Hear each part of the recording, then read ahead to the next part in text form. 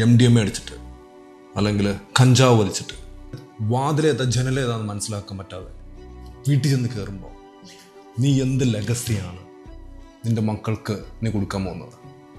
നിൻ്റെ ഫാദർ, നീ എപ്പോഴും പറയുന്നതാണ് want to be a good father, right? നീ ഇങ്ങനെ ജീവിച്ചു കഴിഞ്ഞാൽ നിനക്ക് ഒരു നല്ല ഫാദർ ആവാൻ പറ്റും.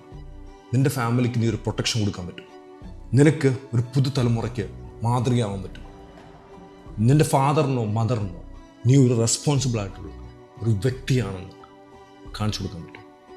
ഇല്ല, നമ്മളെപ്പോഴും പറയുന്നത് എൻ്റെ ഫാദർ കാരണമാണ് ഇങ്ങനെയായിപ്പോയി. പലപ്പോഴും നിങ്ങൾക്ക് കുറച്ച് ട്രോമയൊക്കെ നിങ്ങളുടെ പേരൻസിൽ നിന്ന് കിട്ടിയിട്ടുണ്ടാവും. അത് നിങ്ങളിൽ വന്ന് അത് അവിടെ ഹീലായി നോർമലായി നിങ്ങളെന്ന് പറയുന്ന വ്യക്തി പുതുതലമുറയ്ക്ക് മാതൃകയാവാൻ പറ്റുന്ന ഹീലായിട്ടുള്ള ഒരു വ്യക്തിയായിട്ട് മാറാൻ നോക്കും.